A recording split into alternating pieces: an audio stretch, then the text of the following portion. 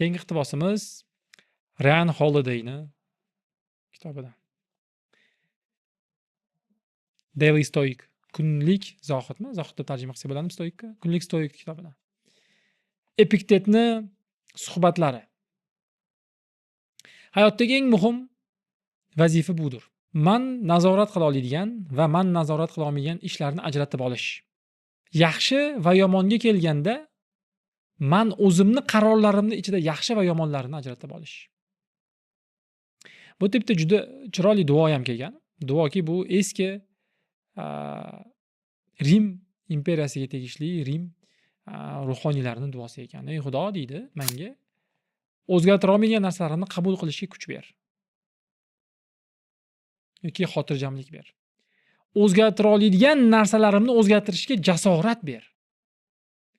Va ikkalovini farqlashga hikmat ber. Biz hayotda ajratib olishimiz kerak. Nimani o'zgartira olamiz, nimani o'zgartira olmaymiz. Kimlargadir yashab turgan davlat yoqmaydi. O'zgartira oladimi? Yo'q, 30 million odamni o'zgartira olmaysiz. Juda qiyin. Agar biz haqimizda davlat haqida gap ketayotgan bo'lsa, bizni aholimiz haqida gap ketayotgan bo'lsa, 30 million odamni o'zgartira olmaysiz. Qiyin.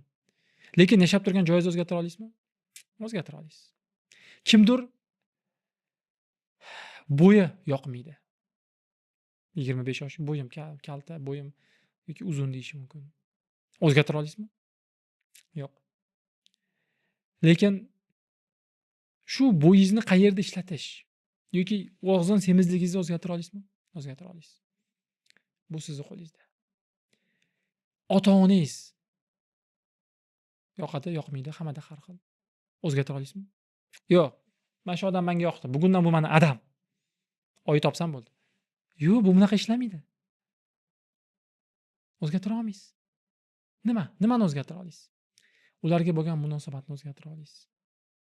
Ularga bo'lgan muomalani o'zgartira olasiz. Ularga qiladigan yaxshiliklaringizni o'zgartira olasiz. Qobiliyatlaringizni o'zgartira olasizmi? Xotirangizni misol uchun. Xotirani yaxshilash mumkin, lekin birdaniga Buxoriyning xotirasi bo'lib qoladimi sizda? Yo'q.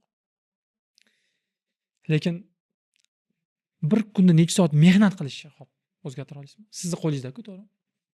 4 soat ishlashmi, 6 soat ishlashmi? Sizning qo'lingizda. Hayotda keladigan sinovlaringizni o'zgartira olmaysiz. Bizga emas, mana nimamda u. Kimdir vatandan judo bo'ladi. Kimdir xiyonatga uchraydi, kimdir ota-onasi voqea o'lib ketadi. Kimdir qarindoshlaridan ajralib qoladi, kimdir biznesidan ajralib qoladi. Kimdir naborot juda oson hayotda yashaydi, xarakteri rivojlanmaydi.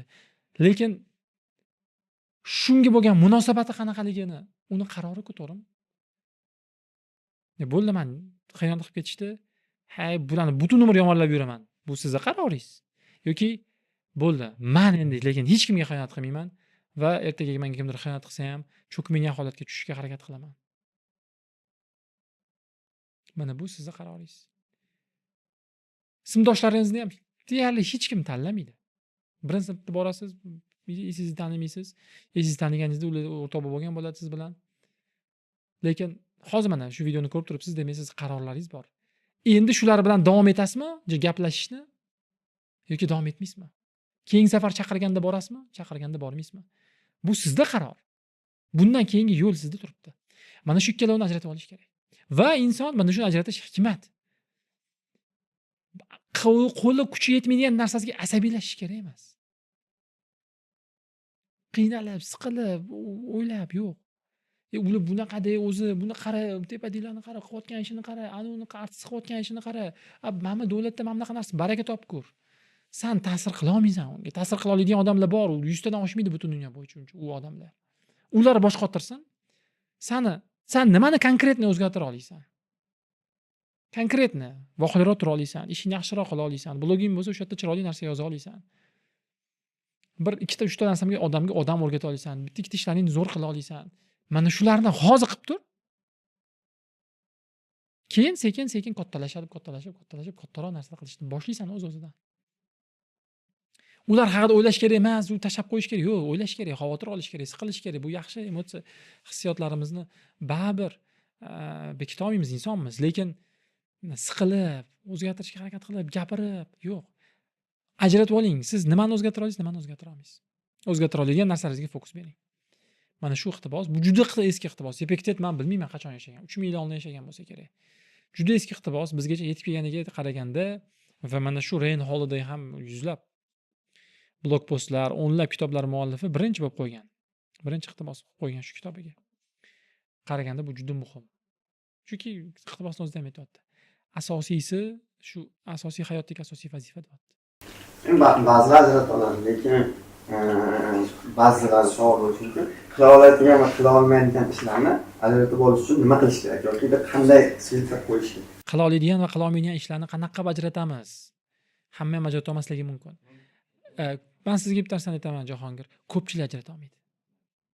Ko'pchilik ajrata olmaydi. Odamlar ota-onasini o'zgartirmoqchi bo'ladi. Yashayotgan joyini yomonlab yuradi. O'zgartiraman deb o'ylaydi, misol uchun. Do'stlari, sinfdoshim o'zgartiraman men bularni deb aytadi. Ya'ni yelkasiga ko'tara olmagan yuklarni olib olganda, misol tasavvur qiling, 3-sinf bola kelyapti-da. Xo'p, mana shu endi ko'taramiz endi mana shu binoni deyapti. Balki topib popkani zo'r ko'taribsan deysiz-da. Popkasini aytarsa yiqilib tushadi orqaga. Popkasi og'irligidan-da. Popkani ko'tarib olgin deysiz-da, u mashinani ko'tarmoqchi bo'ladi. O'shanga bu shuning uchun epitet etyapti. Hikmat bu narsa deyapti.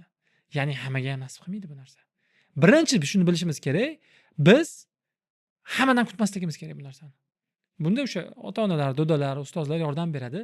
Sen bunga javobgarsan, sen bunga javobgar emassan deb olish uchun. Birinchidan men nuqta hamma ajrata olmaydi, lekin hamma qachondir erishadi, lekin bittada erishadigan narsa emas. Ha, o'sha nima? Savol nima desa? Savol desa, xo'p, menga hayotimda menga yoqmagan narsalar bor.